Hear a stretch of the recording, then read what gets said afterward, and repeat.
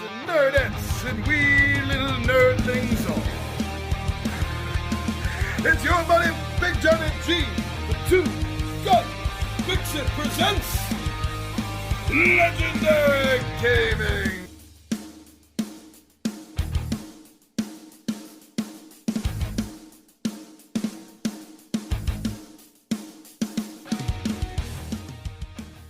Welcome back, everyone, and I hope you did catch last week's, which was our part one of this video. If not, hey, I got time. Please go check it out, because we did cover a lot of really great games for one-player, two-player, and three-player options. But if you did see that, or you're ready to move on anyway, then today I want to talk about, and this is really the big chunk of the pie. Consider this is like half.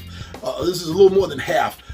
Just for one subject, 4 players plus, as opposed to the 1, 2, and 3 player segment that we had last week. So please, if you enjoyed that, then I'm sure you're going to enjoy this one, and you're going to get a lot of great ideas to help you build your board game collection. So small box games are great because they allow more games in your collection. Or maybe you just don't have a lot of room. Or maybe you just like the feel of a small box game, something easy to throw in your bag or your purse and go somewhere. I know I love throwing them in my messenger bag. It's so easy.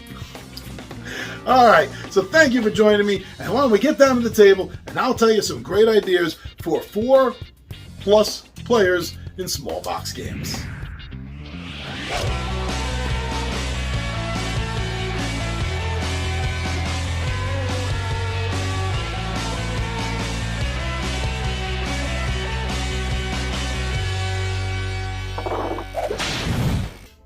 Thank you for joining me. I hope you had a chance to check out last installment of Building Your Collection, where we talked about games, small box games, that are specifically designed for 1, 2, or 3 players. But now we're moving on to games that, although some of them you can play 1, 2, or 3 players on, they're also designed for larger groups, 4 players and more. Now, before I broke this list up. I broke this list up a little bit genre-y, with fantasy and horror, superheroes, and western.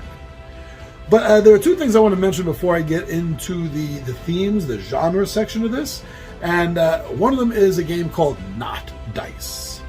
Not Dice is this beautiful Celtic artwork of dice that you're using to literally build art out of. And not only does it have games, but it also has puzzles. It has 2 books, one for games, one for puzzles, and there's so many different things that you can do with it. There's already an expansion for it. Not Dice, what was it called? Not Dice Deluxe. Well, there's the picture. But and that adds several different new design styles of dice to the existing core dice. And the game is so beautiful. It is probably one of the most visually beautiful games I've played and had a chance to show off here on the channel. Now, the other game I want to get into isn't a game itself, but it's a whole series. And since it covers so much, I just wanted to mention it up front and kind of get it out of the way before we get into the rest. Not that it's any less of anything else, it's just I don't feel like repeating this over and over again in different genres. That's all. And in no particular order also, by the way. There's going to be no particular order to this. But that is the Tiny Epic games. My Game on Games. The Tiny Epic series of games is a wonderfully small box set. The rules are generally easy enough. Some of them are a little complicated.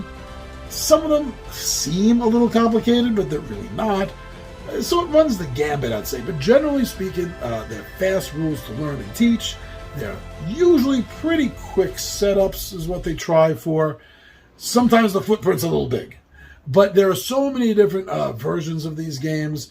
Hopefully if this has been edited right, then while I've been talking about this, there's been some screenshots showing off all the different versions of the Tiny Epic games. Most of them have expansions, usually one expansion, but not all of them. But it's a growing series. It's not interconnected, but it's tiny. It does feel pretty epic most of the time. So it deserves a spot on this list. That's why I wanted to do this in one big chunk about the tiny epic games. But now, let's move on to how I've broken this out a little bit into the different sections. So, the fantasy games. Let's talk about fantasy. I love fantasy games. A lot of people love fantasy games. It's probably, that or sci-fi, probably the most selling genre theme in board gaming, I imagine. Could be wrong. If you think I'm wrong, tell me in the comments. But don't tell me I'm wrong. Tell me what you think is the #1 selling genre or theme if you don't think it's fantasy or sci-fi. But starting here with fantasy games, there's a game called Dungeon Brawler. And aesthetically, visually, it tries to capture the feel of a side-scrolling, late 80s, 90s, arcade-style fantasy-based video game. And I think it does a great job of capturing that. The feel of advancement as the parties are moving, down the corridor, and everything is moving, good sound effects, huh? Towards you, 100% captures that thematic feel of a side-scrolling video game from the old arcade game days. I think the combat system of the game works well. It keeps the party moving, keeps changing up the order, the way the movement / attack style works, and it has a good system of how to attack and who can attack whom. I think overall it's a good experience, and it does capture that whole arcade feel fairly well. And it's a fantasy game, and I love fantasy games. Another one in that category is Dracarys Dice. And this is a dice chucking game. Box is a little big for this list, not too much. It may be borderline, maybe, but it's a fun dice chucking game of eliminating the dice from your opponents and gaining more yourself. It's a dice controlling system game, and it's fun. It doesn't take up a lot of space. Easy to learn and teach. It's something that if you're watching this video for ideas, it's something you're going to want to go check out because it'll tick off all the boxes for your fantasy game. Now, put the kids away for a moment, because we're going to talk about a game not really designed for kids, although you could alter it for it, and that's called Drinking Quest. So in this game, it's a tongue-in-cheek farce of Dungeons and Dragons, and a lot of other fantasy tropes are thrown in there. And yeah, it's all, like I said, tongue-in-cheek. It's all farcical style humor based on it. But here's the thing: the reason it's called Drinking Quest is because when you die, and you will probably die often, as that's what the game is meant for, you can resurrect. You can rise up and start over again right from where you were. All you got to do is chug your drink. Whether that's a shot, whether that's a pint, whatever you're drinking, you gotta chug it. So if this game goes long enough and you die long enough, you'll be pretty faced, 3 sheets to the wind. Your back teeth will be floating because you haven't broken the seal yet. It is a fun game, but you can alter it for kids if you want, and take the alcohol aspect out of it. And you chug it. You gotta drink water, you gotta drink juice, or whatever it is that you appreciate your kids drinking and you allow them to drink. You can substitute with it. So it'll take a little bit of the edge off the game. But if your kids go, "Oh, hey, what's that?" you don't have to be embarrassed. You can explain it to them in the kids' version of it. Questeros. Now, this game caught my attention for a couple of reasons. One, I love the company Fundamental Games. So far, everything that they've published, I haven't enjoyed to one degree or another, and usually that's a higher degree. This game also caught my attention because, and I've seen a few of them, not a lot, but it's tarot cards. No, not tarot. Tarot cards, like narrow. Tarot cards. And it can be, well, first of all, it can be, I'm laughing because it can be used as a tarot deck, and it just reminds me of an old joke. I think it was from Rodney Dangerfield. Said he was playing poker one night with tarot cards. Somebody got a full house and 4 people died. But you can use this as tarot cards, actual tarot cards, if you want. Has some beautiful fantasy game art involved in the cards in each of the houses and the major arcana. Looks great, fantastic. You can use this as a deck of many things or something similar. in your Dungeons and Dragons or role-playing game system, anything that deals with a magical deck of cards, this is perfect to use as a visual cue in your RPG. But then, of course, it plays as its own game, its own style, and it plays you can play it solo, and it has different rules. It's a different system that's set up, and I really love that when games do that, when a solo game is literally different than the core multiplayer game. But the multiplayer game is really fun. It sends you out on this adventure in a fantasy world where the tarot is a living thing. It's so much fun. If you know someone that enjoys tarot cards and gaming, you've got to get more information on this game, because I guarantee you're probably going to want to end up getting it for yourself with them. Infighting. This is one of the earliest games I ever did a review on, and I still love this game. This is a Dungeons and Dragons dice chucking game set in an inn.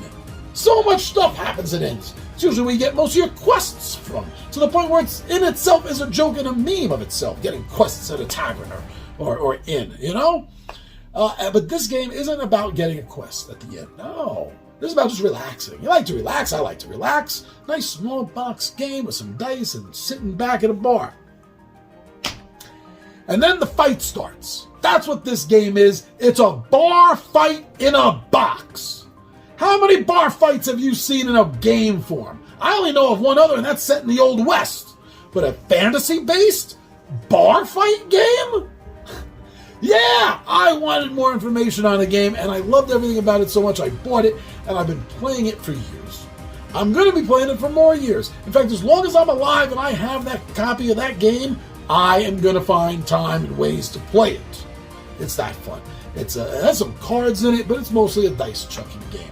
If you play Dungeons and Dragons, I guarantee you this is a board game version of D&D that you have never experienced before. So please get more information on the game, because you're probably going to want it. The last one in the fantasy section is also Dungeons and Dragons based. Surprise, surprise. But this, again, has a very interesting concept that kind of blew me away a little bit at first. The game is called Rock, Paper, Wizards. Wizard! And if you think it sounds like rock, paper, scissors, that's because you're right. It does. It is. But different. So in this game, you're all wizards. You just killed a dragon because it was mean and it was hurting people and it wouldn't stop and you didn't have a choice. If you need a reason, there you go. But now there's all this treasure and everyone gets greedy. Gold fever sets in. And that's when the infighting. Funny, that was the last game I just mentioned. But this is I-N, not I-N-N. And the infighting between you and your fellow wizards erupts. So there's a line of cards that are spells from a communal spell book. Okay, that doesn't make sense in D&D. Just let that slide. And from the communal spell book, you see hand shapes. And you go rock, paper, scissors, wizard. And then everyone throws down the finger, the hand shape that they chose, but they don't just throw it down, they aim it at someone. They aim it at another player. And then it's literally a rock, paper, scissors game. This does this to this person, who does that to the other person, which affects this person that way. And you never know how the round is going to end. It is so full of surprises, such a fast-paced game. If you don't know this game, please check out more about it, because if you're a D&D fan, and I think this game is also especially good for families and kids, because of the rock, paper, scissors aspect to it. So please, go check out Rock, Paper, Wizards! Now, I have more than a few in the horror section. Horror seems to be really big with small games, it seems. There's some, especially with the dice games. Chupacabra. Chupacabra is a dice-chucking game where you're literally trying to eat the other player's herds of animals, of cows, of chickens. And of course, Chupacabra, so that means goats as well. And you're collecting the dice, is what you're doing. As you're eating them, you're collecting them into your hand, and at the end of the game, the player that has all the dice ends the game and wins. And it's a fun take-that style dice game.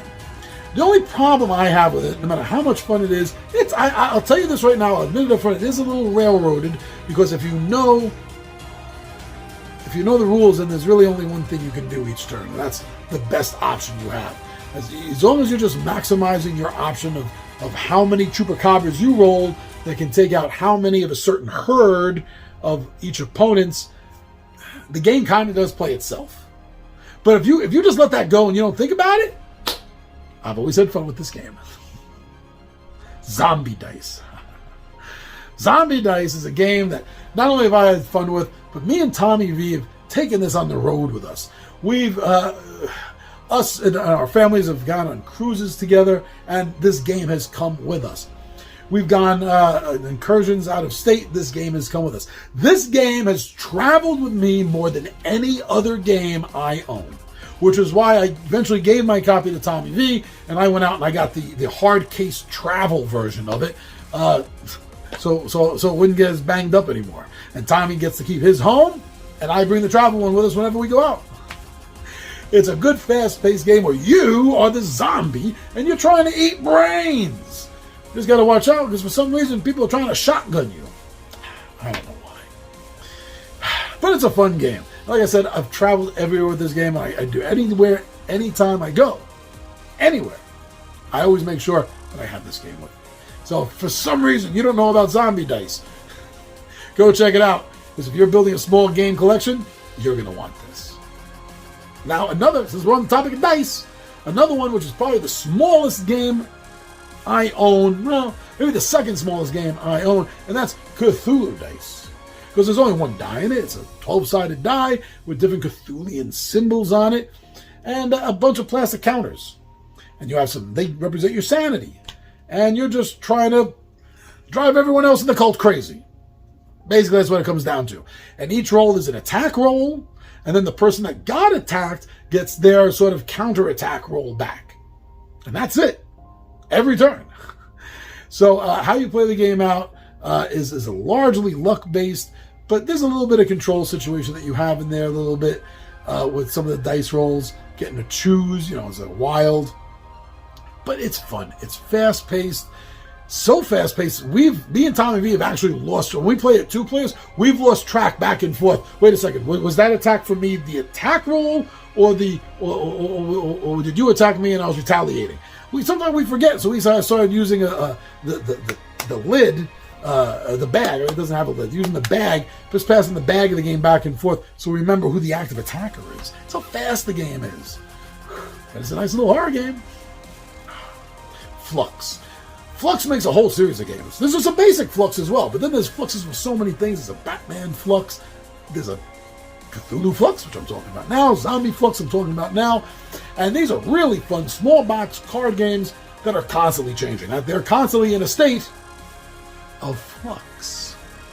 I know. But it's true. It really is true, because every turn, the rules can literally be changing, as a player can throw down a card that changes the rules, or even changes the end goal of the game and how a player can win. You could be one card away from winning, and then your wife throws down a card that changes everything, and now you're nowhere near winning the damn game, because it's always in flux. And it's a fun game. And although I have it listed here in the horror section, you can pretty much find a flux game for anything or genre or IP. There's at least 2 Star Trek ones for original and for Next Generation, at least those 2. There's a lot of Flux games. So go check those out. They're small box, they're not going to take a lot of space, easy and fast to learn, and they're going to keep you on your toes while you're playing. Now, I got 2 games that fall under the genre of Western games that are perfect for your small box collection, and both of them are dice games. Actually, the first one you can get is a card game, but I agree with the general opinion that the dice game is my favorite. It tends to be the more popular one. And that's Bang, the dice game. And in this game, everyone knows who the sheriff is, but the sheriff and nobody else knows exactly who everyone else is. Yeah, there's going to be some deputies. You don't know who they are. And there's going to be some enemies. You don't know who they are. And then there's a loner who just wants to see the world burn. You don't know who that is either. But everyone knows who the sheriff is, and everyone's shooting. Guns are going off every turn. Everyone's shooting at everyone. Just trying to figure out who to shoot, because everyone has their own win conditions. Obviously, the sheriff wins if if he takes out the outlaws and the loner.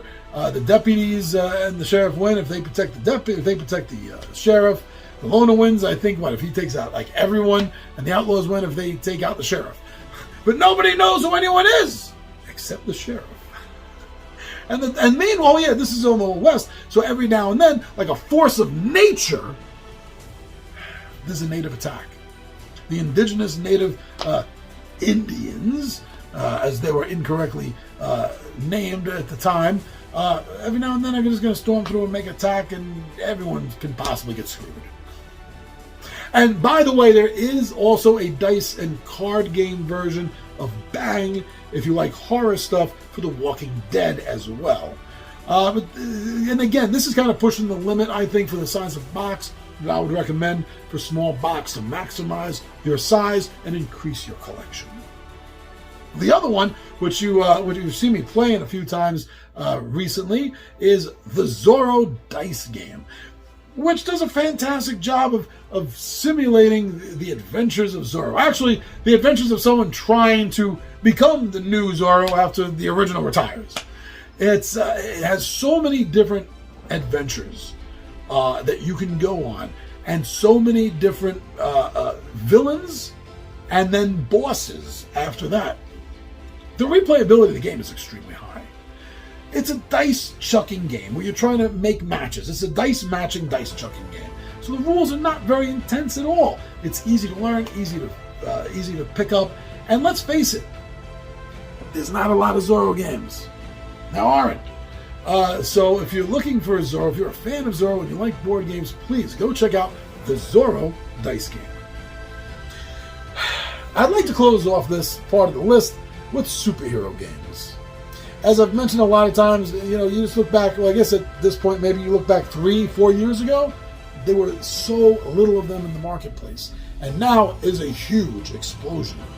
But I admit, there's not a lot of small box superhero games. And there's even fewer that you can play solo, which is why the previous list that covered 1-player, 2-player, 3-player games didn't even have any on it. If you know of a superhero small box game that's 1, 2, or 3 players, let me know. We missed it in the last list. But of course, obviously, the first one is a dice game, because dice games are some of the easiest things to make for small box games. And the one I'm thinking of is based on the dice game, and that's called Batman, the dice game. And in this, you're one of the villains. You're one of Batman's rogue gallery, and you're trying to just be the best criminal in Gotham City. But the Bat keeps getting in your way. He has nothing better to do except bother you. Whether you're the Joker or the Riddler or Catwoman or Poison Ivy, or you can send away and get a card for Mr. Freeze too, I believe. I got to do that. But he just wants to stop you for some reason. All you want to do is steal money, like any good criminal would, right? The Bat. But it's a fun game, and you're looking not to get caught by the Bat, as opposed to Zombie Dice, you're looking not to get shotgunned. There's a great similarity. If you know how to play Zombie Dice, you know about 85-90% of the rules for the Batman dice game. That's really fun. Now, the other one also involves Batman, but it's not a Batman game per se, and that is Challenge of the Super Friends, the card game.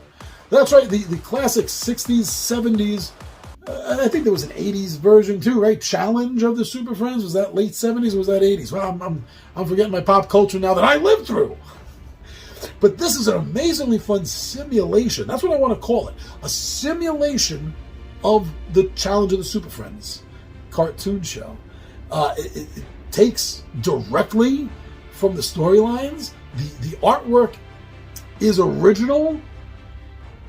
But if you look at it fast and you don't think about it, yeah, you would think this is the same artwork you watched as a child, if you're in my category. That you watched as a child, it looks the same. It looks like they did a great job of simulating that art style. And it does. It pulls me back to my childhood.